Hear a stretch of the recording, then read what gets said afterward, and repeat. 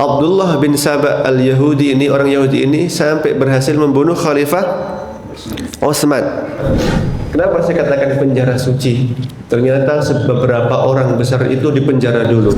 Nabi Yusuf dipenjara, Syekhul Islam Ibnu Taimiyah pernah dipenjara, Imam Ahmad pernah dipenjara, Buya Hamka dipenjara sama Soekarno.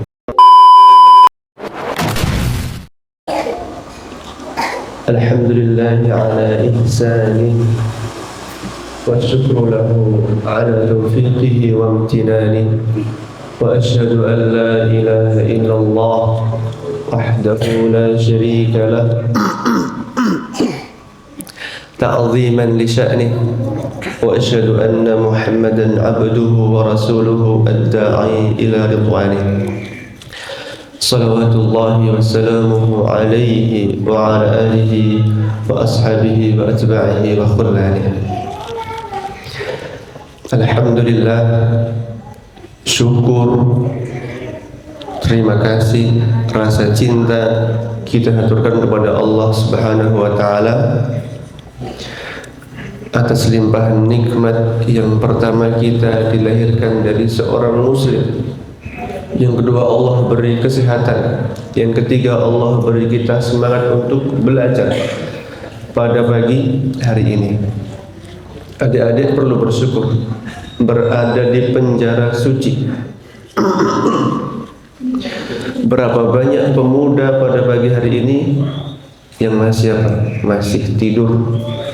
Maka adik-adik perlu bersyukur pagi-pagi sudah dioprak-oprak untuk ngaji, sudah dididik gasih gitu. Ini sebuah nikmat. Kenapa saya katakan penjara suci? Ternyata beberapa orang besar itu dipenjara dulu. Nabi Yusuf dipenjara, Syekhul Islam Ibnu Taimiyah pernah dipenjara karena berdakwah, Imam Ahmad pernah dipenjara, Buya Hamka dipenjara sama Soekarno. Tapi mereka dalam penjara ada yang gemar membaca, ada yang menulis buku. Sayyid Qutb pernah dipenjara. Maka adik-adik kalau mau sukses ketika di sini di penjara suci ini, apa? Manfaatkan dengan baik. Banyak belajar, banyak baca buku. Begitu ya. Bapak Ibu juga merupakan nikmat yang besar. Bapak Ibu semangat untuk hadir ke pengajian. Berapa banyak Bapak Ibu yang sudah sepuh, di rumah aslinya santai, tetapi belum terketuk hatinya untuk hadir ke pengajian. Maka Bapak Ibu ketika kesini, ini merupakan nikmat yang sangat besar. Bapak Ibu rahimakumullah, insyaallah setiap pengajian saya berusaha untuk menyampaikan kisah para nabi, dimulai dari Nabi Adam. Karena kalau hukum sudah ada Ustaz Nif'an, nanti di tafsir ada Ustaz Ariful, tematik ada Ustaz Ius, Ustaz Nasruddin. Saya akan lebih fokus ke sirah. Kalau orang Indonesia mengatakan jas merah, jangan melupakan sejarah. Kalau Mas Tabah jas hitam, karena pakai jas hitam itu. Baik, sirah yang akan insyaallah kita pelajari, saya bawakan dari buku Qisasul Anbiya atau kitab yang berjudul Qisasul Anbiya. Ini ditulis oleh Syekh Abdul Qadir Syaibatul Hamad. Beliau salah satu pengajar di Universitas Islam Madinah dan juga pengisi pengajian di Masjid Nabawi. Jadi kalau Bapak Ibu belum bisa ke Nabawi, hadir saja ke sini. Materinya sedikit sama. Kalau saya bawa ini. Begitu. Mohon maaf, ini mic-nya agak kendor, jadi agak bunyi-bunyi. Mohon izin 1 menit untuk memperbaiki dulu.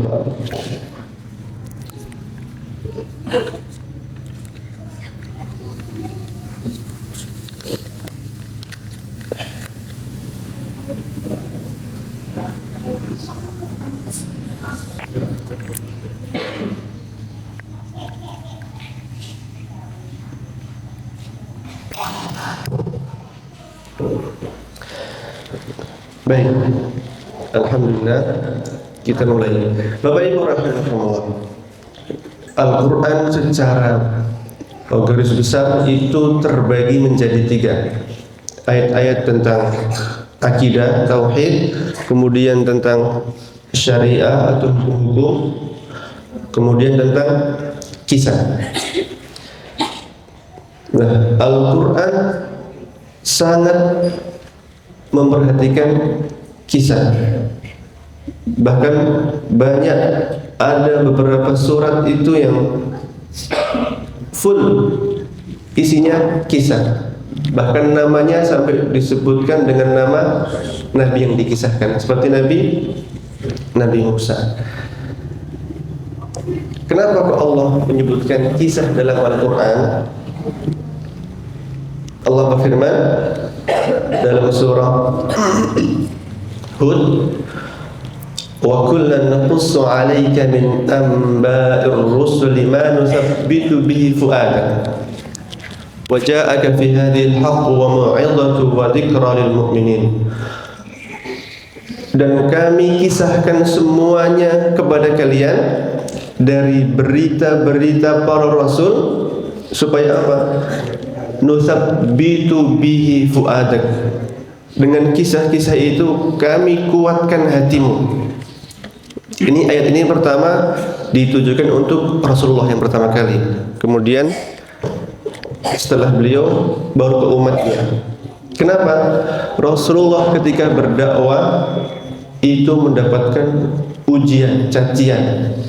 Nah, maka Allah kisahkan dahulu juga begitu. Nuh berdakwah ditolak, bahkan anaknya sendiri tidak taat. Lut dakwahnya juga begitu, istrinya sendiri tidak taat. Nah, ketika Rasulullah mendengar kisah itu akan merasa, oh ternyata saya belum apa-apa dibanding mereka ujiannya. Kurang lebih begitu. Itu yang pertama, untuk menguatkan hati Rasulullah SAW. Yang berikutnya, yang kedua apa? Wa ja'aka fi hadhihi al-haqqu wa mau'izah. Dan datang di surah ini, di Al-Quran ini sebagai apa? Mau'izah, pelajaran nasihat, wa dzikra lil mu'minin, dan peringatan untuk orang-orang yang beriman. Yang berikutnya dalam surah Yusuf, Allah mengatakan laqad kana fi qasasihim ibratun liulil albab. Dan sungguh telah ada di kisah-kisah mereka, yaitu para nabi, ibratun liulil albab, pelajaran bagi orang-orang yang mau berfikir, mau merenungi. Ma kana haditsan yuftara, dan kisah itu bukan kisah yang dibuat-buat, walakin tasdiqal ladzi baina yadayhi, tetapi itu untuk membenarkan kitab-kitab terdahulu sebelum Al-Quran. Wa tafsila kulli syai', dan menjelaskan tentang semua hal. Wa hudaw wa rahmah, dan petunjuk dan rahmat li qaumi yu'minun, bagi orang-orang yang beriman. Bapak Ibu rahimakumullah, begitu di Al-Quran banyak kisah, di hadis-hadis Rasulullah juga banyak kisah. Tetapi kalau kita perhatikan, kisah-kisah itu indah, bahkan disampaikan dengan balaghah yang tinggi, dengan tujuan yang mulia, dengan uslub atau gaya bahasa yang indah. Begitu. Supaya apa? Supaya kita bisa mencontoh. Kita ketika kecil, ketika diberi cerita tentang misalkan taatnya Nabi Yusuf, itu pasti dalam hati, oh nanti saya pengen taat seperti beliau. Atau sabarnya Rasulullah ketika diuji, pasti mengatakan, oh saya ingin seperti beliau. atau baiknya Nabi Ibrahim, atau taatnya istri Nabi Ibrahim, pasti mengatakan begitu. Karena memang kisah cerita para nabi disebutkan untuk dicontoh, untuk ditiru, dan supaya kita mendukung mereka, kita berada di barisan mereka, begitu. Tetapi apa Bapak Ibu? Tetapi ternyata beberapa kisah itu tidak selamat dari campur tangan orang-orang Yahudi. Maksudnya ada kisah yang sahih, ada kisah yang tidak sahih. Tadi kita pertama sampaikan, insyaallah kita akan membahas kisah para nabi. Mungkin pagi ini kita belum masuk ke kisah Nabi Adam, tapi baru pembukaan. Yang mana beliau sebutkan di awal buku apa? Al-Qasasul Haq, kisah-kisah yang benar. Karena memang beliau pilih semua kisah yang riwayatnya sahih, bisa dipertanggungjawabkan, terbebas dari kisah Israiliyat yang kadang indah, spektakuler, bahkan seperti tidak masuk akal, tetapi itu Israiliyat. Nah, kita kembali ke kisah tadi. Tidak selamat dari campur tangan orang Yahudi. Bahkan mereka berusaha merubah kisah itu. Dan ini pekerjaan mereka. Seperti mereka telah merubah agama Nabi Isa alaihissalam. Melalui tangan siapa? Melalui orang yang bernama Shaul al-Yahudi, orang Yahudi. Dia mengatakan kepada orang-orang Nasrani ketika itu, bahkan orang ini mengatakan belum begitu lama setelah Nabi Isa diangkat, dia mengatakan, ana uhadditsukum an Yasu', saya akan memberi kalian riwayat pelajaran dari Yasu'. Wala yajuzu lakum an tasma'u syai'an min ta'alimil masihiyah illa an tariqi. Tetapi kalian tidak boleh mendengar atau mempelajari semua tentang Masihiyah, tentang pelajaran Nabi Isa, kecuali melalui perantara saya. Nah, jadi dia pintar, dia buat semua kegiatan pengajaran Nabi Isa harus berpusat kepada dia, supaya apa? Dia bisa merubah semaunya. Bahkan dia kemudian apa? Menulis Injil Barnaba. Ini demi apa? Demi kebohongan dia. Maka dia merusak agama Nabi Isa. Bahkan Hawariyun, pengikutnya Nabi Isa pun nggak faham dengan sebagian isi dari yang dia tulis. Kalau dalam agama Islam siapa? Dalam agama Islam, orang Yahudi yang berusaha merubah ajaran Islam itu Abdullah bin Saba. Kalau secara nama Islami Abdullah, hambanya Allah, tetapi dia orang Yahudi. Abdullah bin Saba al-Yahudi as-San'ani, orang Yahudi, dia berusaha merusak agama Islam. Bagaimana caranya? Mempengaruhi orang-orang Madinah yang baru masuk Islam. Jadi Islamnya belum kuat, masih baru-baru. Atau beberapa penduduk Madinah yang dari orang asing. Bahkan dia langsung mengatakan, nanti Rasulullah itu setelah meninggal akan kembali seperti Nabi Isa. Mungkin ini Bapak Ibu baru dengar pertama kali. Abdullah bin Sabah mengatakan nanti Rasulullah itu akan kembali seperti Nabi Isa. Dia mengatakan begitu. Kalau kalian nggak percaya, itu aneh. Kenapa? Karena kalian mempercayai bahwasanya nanti Nabi Isa akan kembali. Maka harusnya kalian mempercayai bahwasanya Rasulullah itu akan kembali. Karena apa? Rasulullah lebih mulia dibanding Nabi Isa. Kemudian ditambah lagi dia membawakan dalil tentang ini, meskipun ini penggunaannya tidak pada tempatnya. Dia menggunakan surah Al-Qasas ayat 85. Allah berfirman, innal ladzi farada 'alaikal qur'ana laradduka ila ma'ad.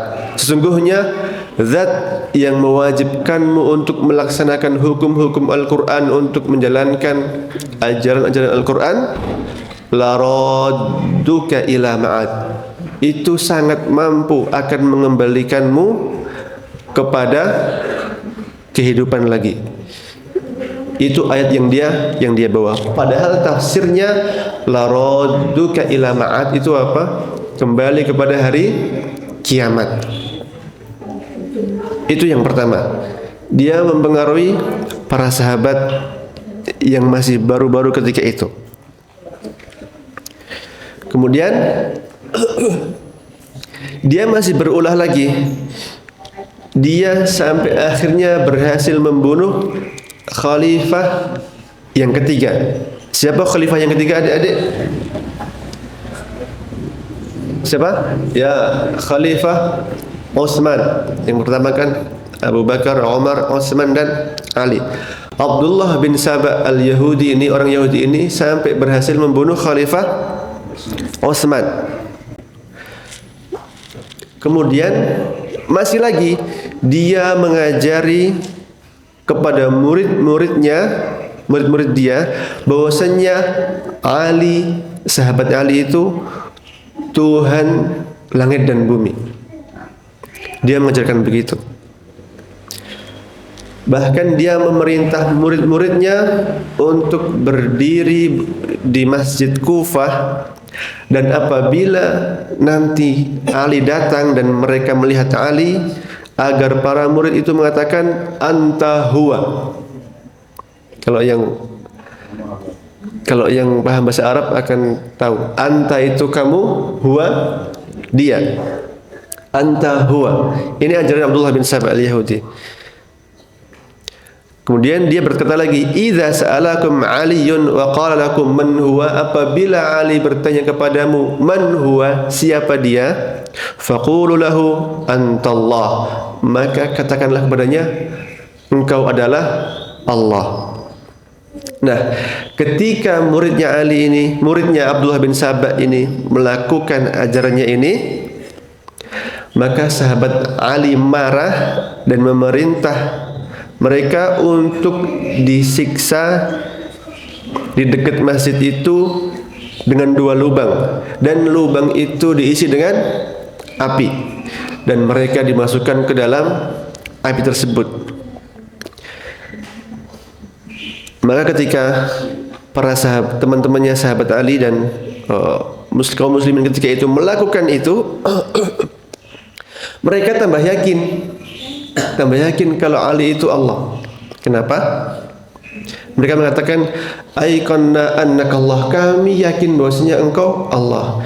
Li'annahu la yu'adzabu binnar illallah, karena tidak ada yang mengazab, menyiksa dengan api kecuali Allah. Ini apa? Bahayanya orang Yahudi. Maka setelah itu Abdullah bin Saba pun berusaha diusahakan untuk disiksa, dibakar juga. Tetapi ternyata sebagian orang-orangnya itu menasihati jangan dibakar. Abdullah bin Saba jangan dibakar, tetapi dikucilkan, diusir sampai ke lorong-lorong kota. Jadi di pinggiran kota begitu. Maka ketika Abdullah bin Saba ini setelah lama sekian tahun gitu, datang kabar kepada Abdullah bin Saba, sebagaimana kisah ini sebagaimana disebutkan oleh Asy-Sya'bi, bahwasanya apa? Ali dibunuh oleh Abdurrahman bin Muljim. Maka Abdullah bin Saba ketika mendengar Ali dibunuh, dia mengatakan, wallahi ma qutila Aliyun wala dhaqa ta'mal maut. Wallah, demi Allah, Ali itu tidak terbunuh dan bahkan dia enggak pernah merasakan kematian. Wa anna alladhi qatalahu Ibnu Muljim huwa syaitan tasawwara fi surati Ali. Kata dia, adapun yang dibunuh oleh Ibnu Muljim atau Ibnu Muljam itu syaitan yang menyerupai seperti bentuk Ali. Amma Aliyun faqad sa'ada ila sama. Adapun Ali maka telah naik ke langit. Yamshi fawqas sahab. Beliau berjalan di atas awan. War-ra'du sautuhu, dan guntur adalah suaranya. Wal baraqu sautuhu, dan petir adalah cemetinya. Ini semua akal-akalan Abdullah bin Saba. Nah, tetapi sebagian kalau orang Syiah itu sangat mengagung-agungkan Ali, bahkan ada yang sampai menuhankan begitu. Nah, tadi ini semua tentang bahwasanya Ali tidak terbunuh kemudian naik ke langit, itu apa? Kisah yang dibuat-buat oleh Abdullah bin Saba. Masih banyak.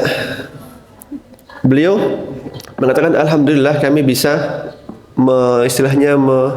menyaring di antara kisah-kisah itu, kita pilih mana yang sahih, mana yang tidak. Kisah berikutnya beliau mengatakan, belum begitu lama, sekitar 40 tahun yang lalu, aku menemukan buku kecil berjudul Al-Hub atau Cinta. Nah, penulisnya itu mengatakan, bukankah cinta itu yang mampu menggerakkan hati Rasulullah Muhammad SAW untuk menikahi Zainab, yaitu ketika beliau melihat nuwun sewu betisnya sebagaimana yang diriwayatkan oleh kaum mustasyrikin. Orang itu mengisahkan begitu, mengatakan karena cinta itu yang mampu mendorong Rasulullah untuk menikahi Zainab, yang mana katanya beliau pernah melihat Zainab nuwun sewu di rumahnya. Ketika Rasulullah mau menemui Zaid, tersingkaplah penutup kakinya sehingga Rasulullah suka terhadap Zainab. Nah, ini kisah juga apa? Tidak benar. Bahkan didatangkan ayat untuk menguatkan ini, dan kalau yang belum tahu, betul gitu. Jadi sebelum kita masuk ke cerita, satu-satunya sahabat yang Allah sebutkan dalam Al-Quran adalah siapa? Adalah Zaid. Seorang sahabat yang bernama Zaid, yang itu nanti akan menikahi Zainab. Zainab ini juga satu-satunya istri Rasulullah yang langsung Allah yang menikahkan. Makanya dia sedikit ketika mungkin bercanda di antara para istrinya itu mengatakan, antunna nakahtunna ahalikunna, kalian itu dinikahkan oleh bapak-bapak kalian. Wa ana nakahanillahu min fawqi sab'i samawat, dan aku yang menikahkan adalah Allah dari langit ketujuh. Karena memang perintah Rasulullah untuk menikah dengan Zainab itu langsung dari ayat, langsung tegas begitu. Baik, kita kembali ke tadi. Di antara kisah yang tidak benar itu disebutkan oleh siapa? Oleh mustasyrikin. Siapa mustasyrikin? Orang-orang barat, orang-orang Nasrani, Yahudi, itu yang belajar tentang bahasa Arab, tentang keislaman. Tetapi tujuannya untuk apa? Bukan untuk dia semakin tahu untuk apa, tetapi sebagian belajar untuk menghancurkan dari dalam. Begitu. Baik. Dalam ayatnya dan ini nuwun sewu, kisah tadi itu disebutkan oleh Ibnu Jarir At-Tabari dalam tafsirnya. Di tafsir surah Al-Ahzab ayat 38 Allah berfirman, wa idh taqulu lilladzi an'ama Allahu 'alaihi wa an'amta 'alaihi amsik 'alaika zawjak wattaqillah wa tukhfi fi nafsik ma Allahu mubdih. Wa idh taqulu lilladzi an'ama Allahu 'alaik, dan ketika kamu mengatakan kepada orang yang telah Allah berikan nikmat kepadanya, maksudnya Allah berikan nikmat Islam, wa an'amta 'alaihi, dan kamu beri nikmat kepadanya, maksudnya kamu bebaskan. Jadi Zaid ini adalah dulunya itu budak, kemudian dibeli oleh Khadijah, kemudian diminta oleh Rasulullah, kemudian Rasulullah dimerdekakan, dianggap sebagai anak sendiri. Nah, bahkan pernah kenapa kok Zaid itu bisa jadi budak? Jadi awalnya ketika itu Zaid sedang berumur 8 tahun bersama ibunya, ingin mengunjungi saudaranya begitu. Ternyata di tengah jalan ditangkap sama kelompok penunggang kuda dari Bani Al-Qain, ditangkap, kemudian dijual di pasar Habasyah. Nah, kemudian dibeli oleh siapa? Dibeli oleh Hakim bin Hizam bin Khuwailid. Hakim bin Hizam bin Khuwailid itu yang membeli Zaid dari Syam. Kemudian Hakim bin Hizam bin Khuwailid menghadiahkan Zaid ini kepada Khadijah binti Khuwailid, istri Rasulullah. Kemudian Zaid itu diminta oleh Rasulullah. Maka oleh Rasulullah Zaid dibebaskan, dianggap sebagai anak sendiri. Bahkan ketika bapaknya datang, Zaid diberi pilihan. Ini bapakmu, sekarang pilihlah, mau ikut bapakmu atau mau ikut saya. Maka di sini dikisahkan Zaid kemudian melihat ke arah bapaknya dan kemudian melihat ke arah Rasulullah. Ternyata Zaid milih tetap bersama Rasulullah. Begitu. Nah, Zaid kan apa tadi kata kuncinya adalah Zaid itu diangkat sebagai seperti anak kandung oleh Rasulullah, diangkat sebagai anak kandung. Dan ini adat jahiliyah, yaitu kalau mengangkat anak angkat yang dianggap sebagai anak kandung itu dianggap seperti anak sendiri, dia mewarisi. Bahkan nanti kalau si anak kandung ini punya istri kemudian bercerai, maka bapak angkatnya tidak boleh menikahi istrinya. Nah, Allah melalui Rasulullah itu ingin apa? Menghapuskan kebiasaan itu. Supaya apa? Sampai kapanpun yang namanya anak angkat itu tidak akan sama dengan anak kandung. Nah, tidak sama. Dan yang mampu menjalankan itu, mampu menegaskan itu selain dengan perkataan, dengan ayat dan juga perbuatan hanya Rasulullah, maka Rasulullah yang melakukan. Akhirnya apa? Rasulullah meminta Zaid untuk menikah dengan Zainab. Awalnya Zainab keberatan, keluarganya juga keberatan. Kenapa? Zaid kan awalnya budak begitu, masa menikah dengan saya? Akhirnya karena mereka keberatan, Allah menurunkan ayat lagi. Wa ma kana lil mu'minin wa la mu'minatin idza qadallahu wa rasuluhu amran an yakuna lahumul khiyaratu min amrihim. Tidak pantas bagi seorang mukmin laki-laki maupun mukmin perempuan apabila Allah dan Rasulnya telah memutuskan perkara, dia memilih membuat keputusan sendiri. Wa may ya'sillaha wa rasulahu faqad dhalla dhalalan mubina. Dan barang siapa yang bermaksiat kepada Allah dan Rasulnya, maka dia telah tersesat dengan betul-betul tersesat. Setelah turun ayat itu, akhirnya apa? Zainab mau menikah dengan Zaid. Akhirnya menikahlah mereka berdua. Setelah menikah, ternyata terkadang Zainab itu terkadang apa? Sedikit istilahnya merendahkan Zaid, mengatakan zawwajtuka wa anta maula. Aku menikahimu dan kamu seorang budak, begitu. Begitu sampai suatu hari karena mungkin sudah sering begitu. Ketika Rasulullah mau menikahkan Zaid sama Zainab ini, Rasulullah sudah paham bahwa nanti memang dia akan apa? akan bercerai dan nanti akan saya nikahi begitu. Jadi Rasul sudah tahu, tapi ini perintah dari Allah. Memang alurnya begitu.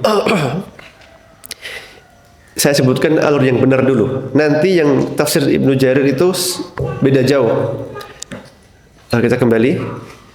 Zainab sering sedikit menyinggung Zaid karena budak. Hingga akhirnya Zaid itu mengadu kepada Rasulullah. Nah, ketika Zaid mengadu ini, itu sebagaimana disebutkan di ayat yang tadi. Wa idz taqulu lilladzi an'ama Allahu 'alaihi, yaitu ketika kamu mengatakan kepada orang yang telah Allah berikan nikmat kepadanya. Yang dimaksud di sini adalah Zaid. Kenapa Allah beri nikmat? Dia masuk Islam. Wa an'amta 'alaihi, dan engkau pun memberikan nikmat kepadanya, yaitu apa yang Rasulullah berikan, dimerdekakan. Amsik 'alaika zaujak, tahanlah istrimu, jangan diceraikan. Itu perintah Rasulullah. Jangan diceraikan. Wattaqillah, dan bertakwalah kepada Allah. Wa tukhfi fi nafsik. Allah mengatakan wa tukhfi fi nafsik, dan kamu wahai Muhammad, kamu menyembunyikan apa yang ada dalam hatimu. Mallahu mubdi, yang mana Allah akan menampakkan hal itu. Apa yang Rasulullah sembunyikan dalam hatinya, Rasulullah itu tahu bahwasanya nanti Zaid akan bercerai dengan Zainab, tapi itu yang Rasulullah sembunyikan. Bahkan masih mengatakan, tahanlah istrimu. Padahal tahu nanti kalau cerai itu Allah perintah saya untuk menikahinya, gitu.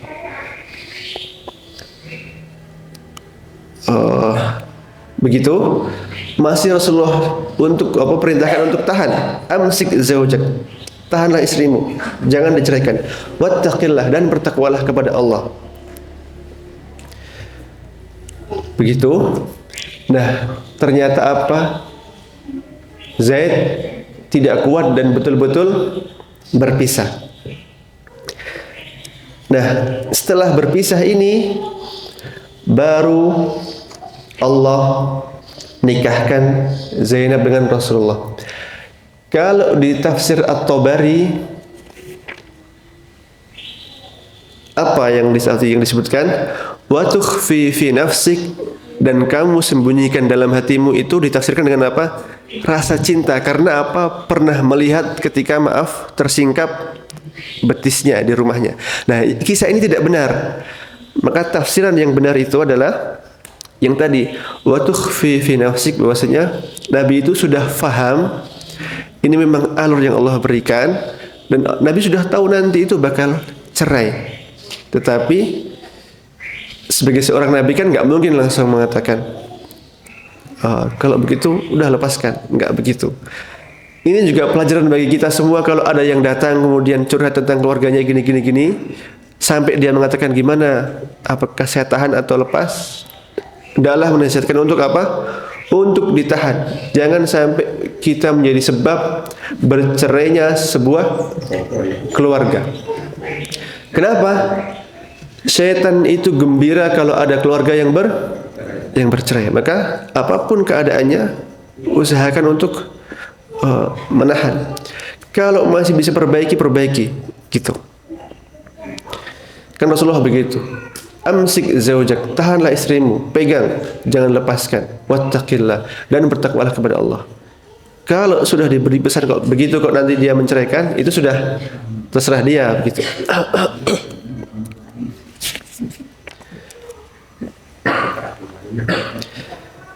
Baik, Bapak Ibu rahimakumullah. Zaid itu maula. Apa perbedaan maula sama budak?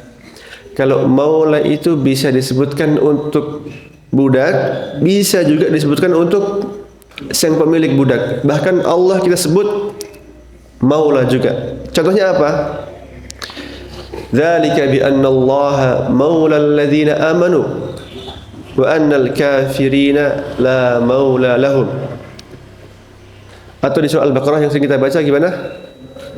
Anta maulana fansurna al qaumil kafirin. Jadi kata maula itu bisa dipakai untuk budak, pembantu, atau kepada kalau yang tadi anta maulana fansurna 'alal qaumil kafirin, ya Allah engkau adalah penolongku, artinya penolong yang menolong. Begitu. Mana dalil yang membedakan antara maula itu budak yang bisa disebut untuk budak atau untuk raja adalah tadi kalau abd itu hanya budak saja. Maka dalam hadis disebutkan inna awwala man aman min mawali hiya sayyiduna Zaid. Sesungguhnya orang yang pertama beriman dari para maula itu siapa? Zaid. Wa awwalu man aman minal abid, dan orang-orang yang pertama dari golongan budak yang beriman siapa?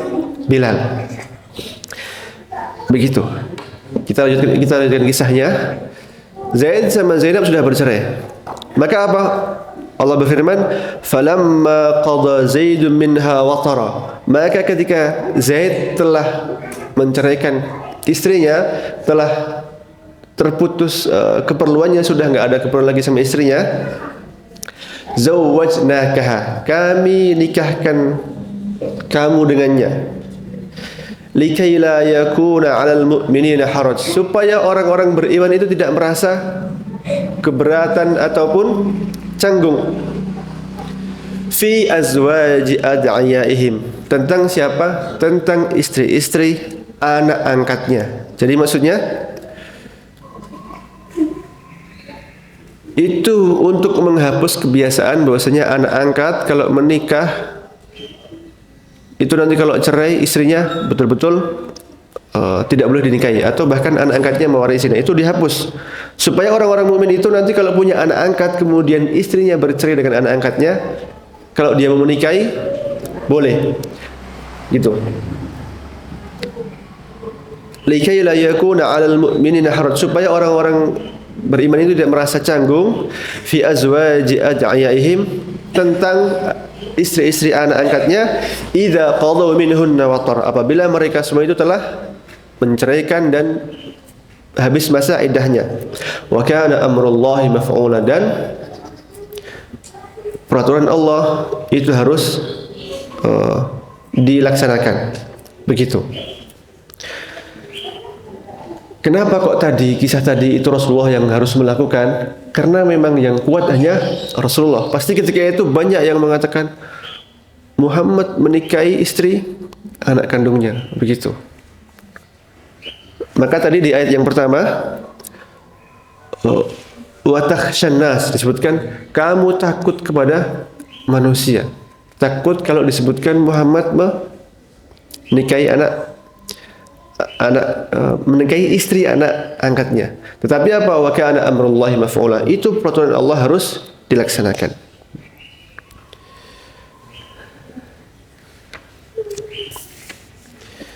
Baik, Bapak Ibu rahimakumullah, itu tentang apa? Upaya tangan orang Yahudi merubah atau memutarbalikkan fakta supaya apa? Supaya kisah indah Islam ini tidak diketahui oleh pemeluknya. Maka kisah yang bagus tadi dihiasi dengan apa? Kisah-kisah yang jauh tidak terhormat, dan itu sangat tidak pas kalau Rasulullah melakukan hal itu. Baik, Bapak Ibu rahimakumullah, kita lanjut ke berikutnya. Mereka juga berusaha merubah apa? Taurat. Maka dalam pasal kedua kitab Kejadian dikatakan apa? Allah menciptakan langit dan bumi itu selama 7 hari. Allah ciptakan langit dan bumi selama 7 hari, tetapi di hari ke-7 itu Allah istirahat. Ini di Taurat. Saya akan tampilkan slide-nya,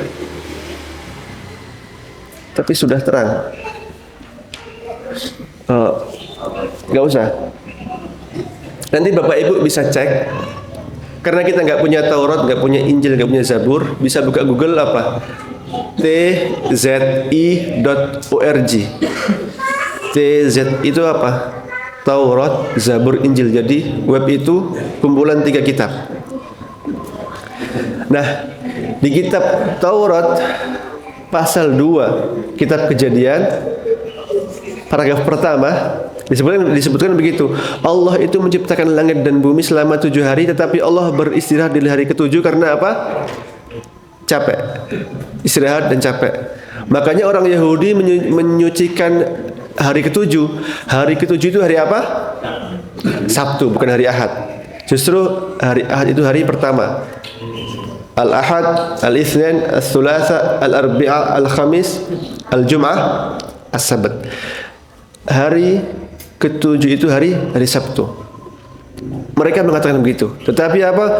Allah langsung membantahnya sendiri di Al-Quran surah Qaf. Allah mengatakan, "Walaqad khalaqnas samawati wal arda wa ma bainahuma fi 6 ayyamin wa ma massana min lughub." Dan sungguh telah kami ciptakan langit dan bumi dan semua yang ada di keduanya selama 6 hari. Wa ma massana min lughub, dan kami tidak merasa letih sedikit pun, tidak merasa capek. Dan Allah apa? Tidak sama dengan makhluknya. Laisa kamitslihi syai' wa huwas samiul basir.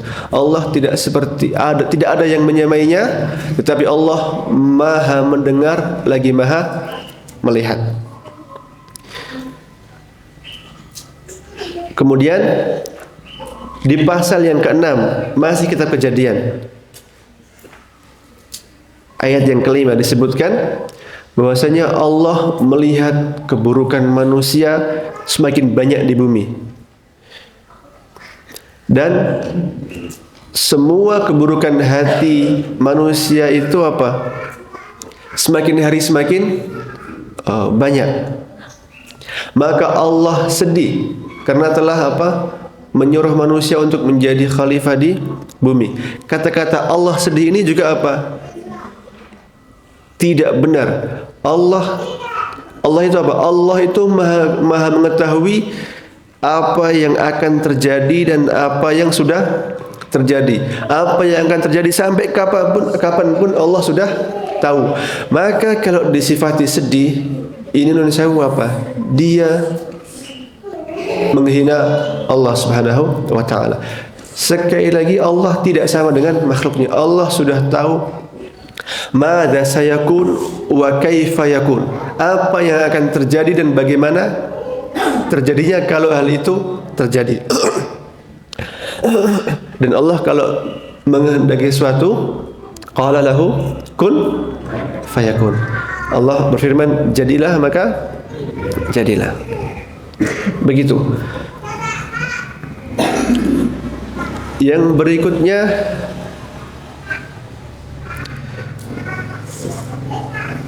seperti juga mereka ini, orang Yahudi, ini kan Taurat nih, kitab Taurat.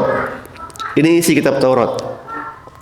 Mereka meyakini bahwasanya para nabi itu tidak maksum dari kesalahan dan dosa. Bahkan mereka mensifati para nabi itu boleh melakukan zina, minum minuman keras, dan merebut wanita-wanita. Ini disebutkan dalam pasal ke-9 dari kitab Kejadian ayat 20 sampai 25. Itu disebutkan begini. Nuh ketika itu seorang petani. Kemudian dia minum minuman keras. Kemudian dia mabuk. Nah, kemudian anak-anaknya itu melihat ayahnya mabuk. Maka kemudian anak-anaknya itu membawanya, kemudian memakaikan pakaiannya kepada Nuh dan dirangkul begitu dan diajak ke belakang supaya apa? Supaya tidak kelihatan. Ini di Taurat mensifati Nabi Nuh begitu dengan nuan sewu mabuk. Maka apa? Dengan begitu kita bisa paham bagaimana kedudukan seorang nabi itu bagi orang Yahudi. Kalau nabinya itu disifati mabuk, maka kita nggak heran kalau orang Yahudi itu juga perlakuannya begitu, karena mereka di kitabnya disebutkan nabinya begitu.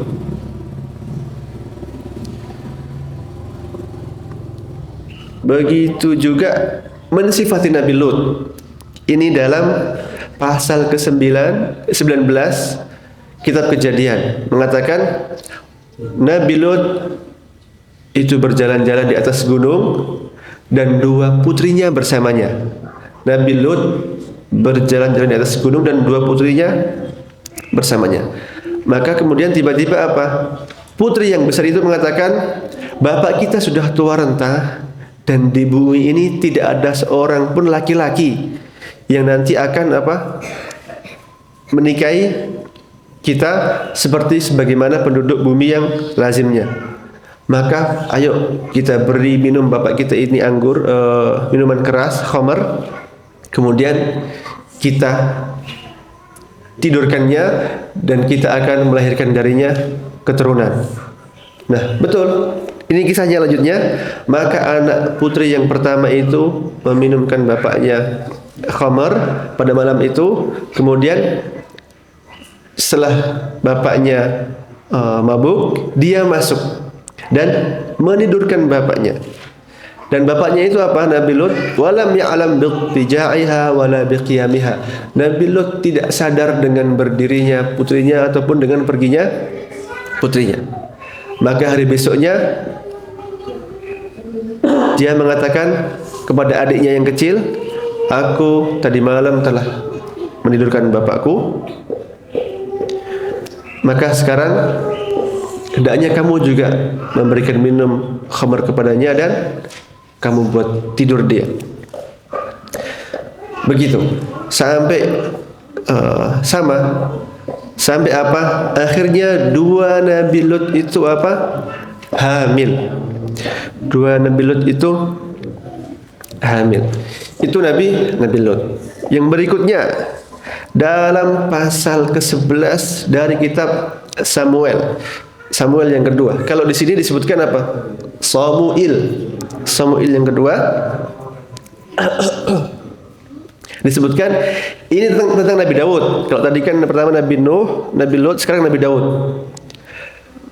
Ketika itu waktu sore hari Nabi Daud berdiri dari tempat tidurnya dan berjalan di atap rumahnya. Maka Nabi Daud, maaf, ini saya sebutkan sebagaimana kisahnya. Nabi Daud melihat seorang perempuan mandi,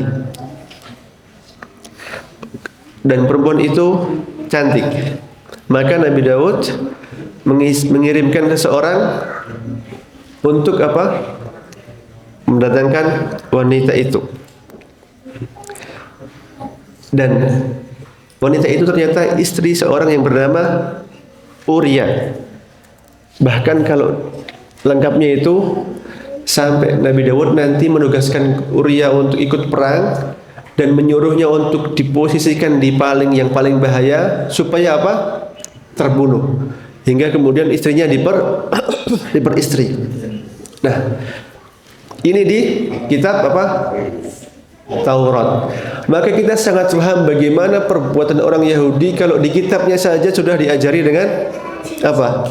Akal-akalan, bahkan rela mengorbankan orang lain untuk demi keuntungan dia. Begitu. Tetapi kisah-kisah ini apa? Tidak benar, dibuat-buat, bukan dari ajaran Nabi Musa yang benar, bukan dari ajaran Nabi Daud yang benar. Jadi adik-adik perhatikan, yang mendengar Nabi Daud pernah berjalan kemudian melihat orang mandi dan sebagainya, itu kisahnya tidak benar. Jangan salah tangkap ya adik-adik ya. Bahayanya kalau salah tangkap nih adik-adik masih kecil. Begitu.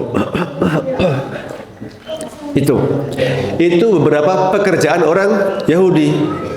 Taurat dirubah, Injil dirubah, ajaran Islam ingin dirubah, tapi merubah ajaran Islam mereka tidak seberhasil Taurat sama Injil.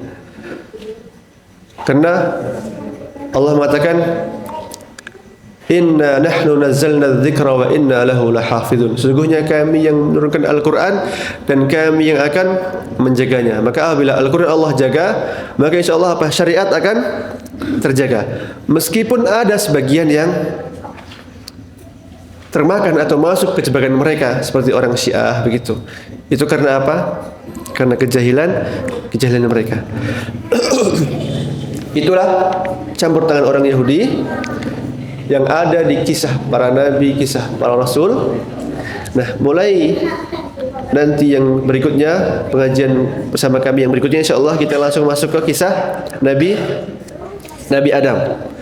Kisah Nabi Adam yang sahih, yang terbebas dari kisah-kisah yang dibuat-buat oleh tangan-tangan Yahudi.